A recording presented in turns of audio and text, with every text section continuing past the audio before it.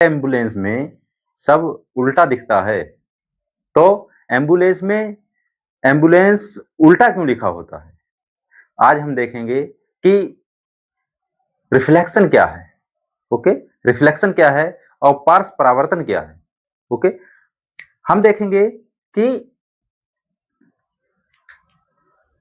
Reflection के बारे में पढ़ेंगे किसको? आज हम किसको पढ़ेंगे? दर्पण, मिरर और प्रकाश के बारे में पढ़ेंगे, ठीक है? किसके बारे में? प्रकाश के बारे में पढ़ेंगे, ठीक है? मैं देखता हूं कि एक जो है, मैं इस लाइन को थोड़ी देर के लिए मैं क्या मान लेता हूं? समतल दर्पण मान लेता हूं। क्या मान लेता हूं? समतल दर्पण मान लेता हूं, ओके? यहां से क्या है? एक इंसिडेंट रे,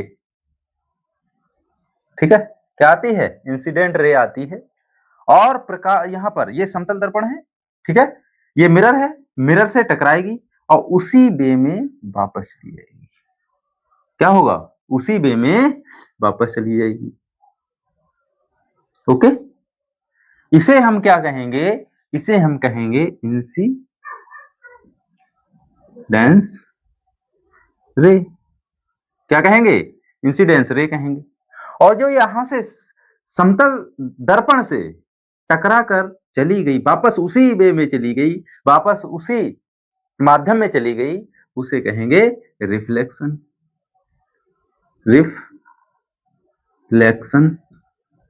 रे, ओके? ठीक है? इसे कहेंगे हम क्या? आपतित किरण। आपतित किरण, ओके?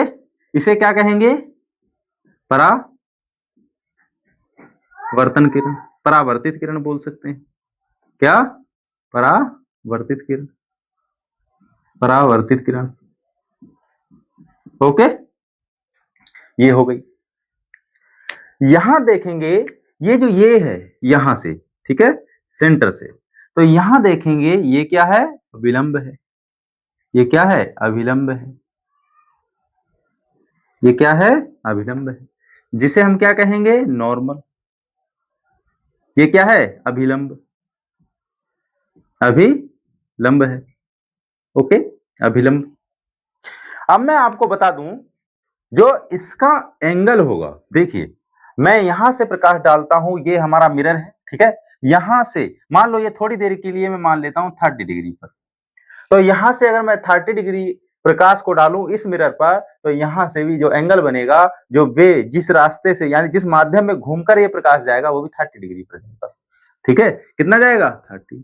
मैं कहता हूं कि इधर मैं ले आऊं, 50 पर लूं, 50 डिग्री पर कर लूं, यहां से जो 50 से आएगा और 50 में ही इधर वापिस चला जाएगा नॉर्मल के समपेज, ठीक है?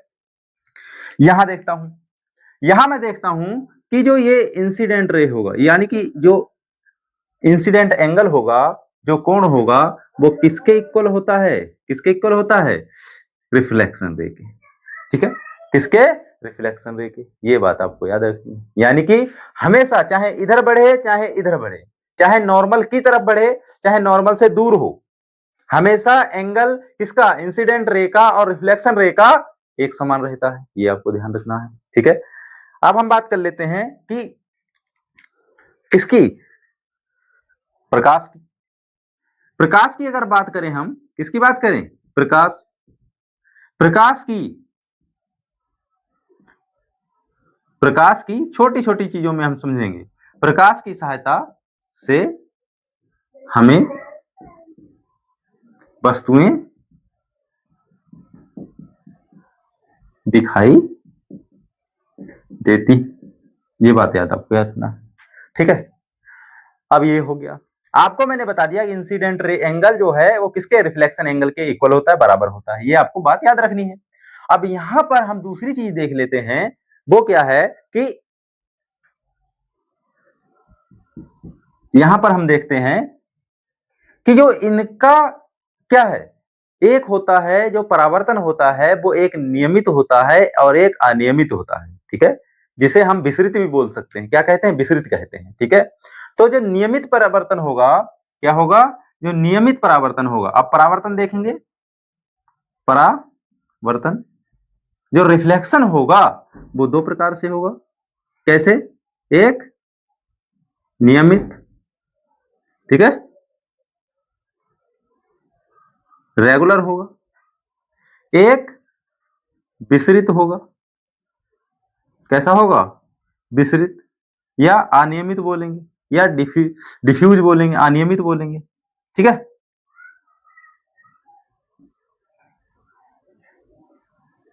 ठीक है, डिफ्यूज बोलेंगे। ये हो गया, ये हो गई हमारी दो कंडीशनें, ठीक है। दूसरा, तो यहां पर ये हो गए परावर्तन दो प्रकार से होता है। कितने प्रकार से? एक नियमित और एक अनियमित, ठीक है। अब इसके हम क्या देख लेते हैं? रूल देखते हैं। क्या? नियम। नियम कितने हैं? दो। कितने हैं?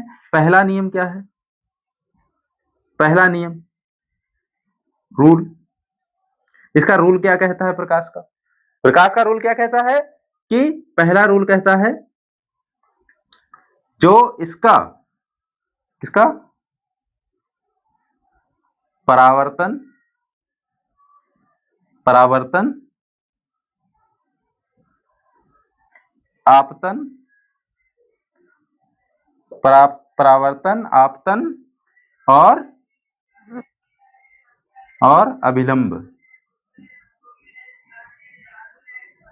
अभिलंब अभिलंब अभिलंब किरणें, ऐसे कह सकते हैं, एक ही सतह पर। कौन सी?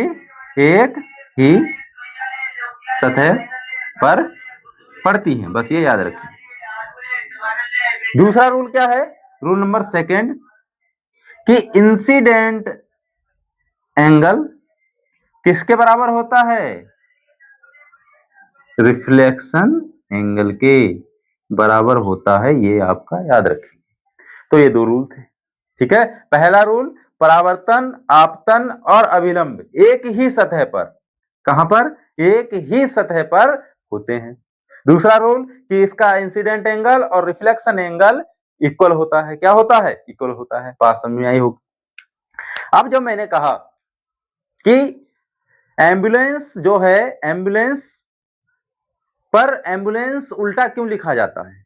एम्बुलेंस पर उल्टा क्यों लिखा जाता है? इसका जवाब मैं दे देता हूं कि जो एम्बुलेंस है उस पर उल्टा इसलिए लिखा जाता है, जो रियर कार के अंदर जितने भी वाहन होते हैं उसके अंदर जो रियर व्यू मिरर लगाया जाता है। कौन सा? जो रियर व्यू मिरर लगाया जाता है, उसमें मैं बता देता हूं कि जो हमारा मिरर होता है वो दाएं को बाएं दिखाता है, बाएं को दाएं दिखाता है, ठीक है।